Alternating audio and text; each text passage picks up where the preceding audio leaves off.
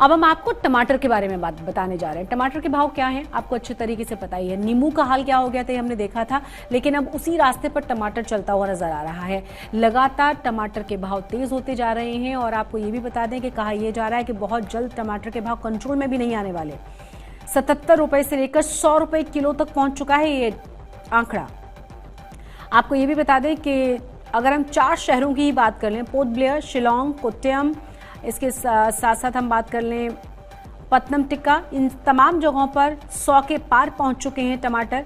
आंकड़ों के हिसाब से टमाटर के जो प्रमुख उत्पादक राज्य हैं, जिसमें आंध्र प्रदेश है, कर्नाटका है, महाराष्ट्र है, इसके कई शहरों में जो खुदरा भाव है वो 50 से 100 रुपए के बीच है। आप अंदाजा लगाइए कि जिन जिन राज्यों में बहुत ज्यादा टमाटर उगाया जाता है वहां पर भी जो खुदरा मूल्य है टमाटर का वो कोई कम नहीं है। मेट्रो सिटीज की हम बात कर लें तो 77 रुपए से नीचे आपको टमाटर बहुत ही मुश्किल से मिल पाएगा। हालांकि कहा यह जा रहा है कि हो सकता है कि आने वाले दिनों में थोड़ा सा कमी आए, लेकिन अगर बारिश हुई तो और ज्यादा टमाटर के दाम बढ़ जाएंगे।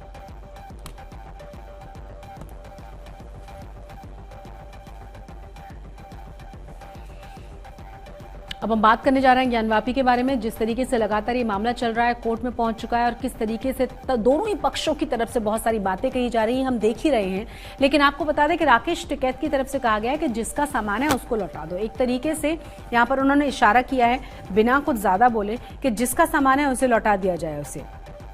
हम सभी जानते हैं कि भारतीय किसान यूनियन के राष्ट्रीय प्रवक्ता है राकेश टिकैत, बुलंदशहर वो पहुंचे हुए थे और ज्ञानवापी केस को लेकर जब सवाल उनसे पूछा गया तो उन्होंने जवाब दिया। एक तरह से हम कह सकते हैं कि इशारों ही इशारों में उन्होंने कहा कि जिसका जो सामान है उसे वापस कर दो। उन्होंने ये भी कहा कि पहाड़ से कोई भी पत्थर उठा लो वही शिवलिंग है, यही हमारी आस्था का सवाल है। ज्ञानवापी मस्जिद के मामले में राकेश टिकैत ने यह भी कहा कि हम बहुत ज्यादा हमें नहीं पता, लेकिन जिसका माल है उसे वापस दे दो। हम तो वहां गए नहीं। जहां तक शिवलिंग की बात है तो पहाड़ का कोई भी पत्थर उठा लो वही शिवलिंग है, यही भारत की आस्था है। हमने भी कई मंदिर बनवाए हैं, हिमाचल से पत्थर लाकर शिवलिंग बना दिए। राकेश टिकैत ने यह भी कहा कि ज्ञानवापी का जो मसला है वो जांच का विषय है। हमसे मीडिया ने जो पूछा उसका जवाब हम दे चुके हैं। किसानों का तो मुद्दा है नहीं। गांव वाले कहाँ ज्ञानवापी जानते हैं, गांव तो ज्ञान यानी किताब की बात जानते हैं। राकेश टिकैत ने यह भी कहा है कि हम अब बहुत ही जल्द मुख्यमंत्री से भी मुलाकात करेंगे। सीएम नहीं मिलेंगे तो गोरखपुर के एक महात्मा से मिलकर हम लौट आएंगे। तो बुलंदशहर पहुंचे हुए थे राकेश टिकैत और उसी दौरान उन्होंने ये बयान दिया है और इशारों ही इशारों में उन्होंने कहीं ना कहीं ये बताने की कोशिश की है कि जिसका सामान है उसे वापस कर दो।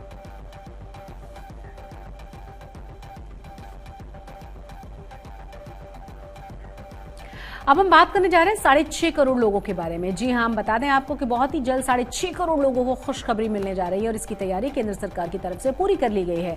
कहा यह जा रहा है कि साल के अंत तक हो सकता है कि यह खुशखबरी अनाउंस कर दी जाए। तो प्राइवेट सेक्टर्स में नौकरी करने वाले करोड़ों लोगों के लिए बहुत ही जल्द एक नई गुड न्यूज होगी और कहा यह जा रहा है कि कर्मचारियों को पीएफ पे जो ब्याज मिलने वाला है वो साल के अंत तक इंतजार उसके लिए नहीं करना पड़ेगा। खबर ये भी है कि सरकारी त्योहारी सीजन शुरू होने से पहले ही सभी पीएफ खाता धारकों को ब्याज का जो पैसा है वो ट्रांसफर करने की तैयारी है। इसी संबंध में प्रस्ताव पहले ही तैयार किया जा चुका है और अब जरूरत है इस पर वित्त मंत्रालय मोहर लगा दे।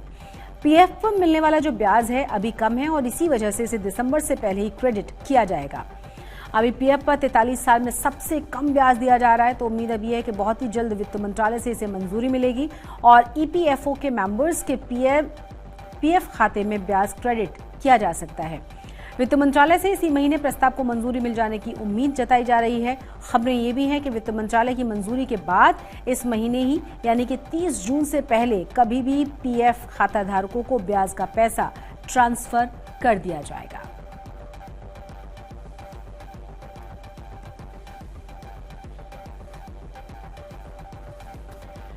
तो एक तरह से हम कह सकते हैं कि गुड न्यूज है तमाम उन लोगों को और लगभग 6.5 करोड़ लोगों को इसका फायदा मिल सकता है। इंतजार अब किया जा रहा है वित्त मंत्रालय की मंजूरी का।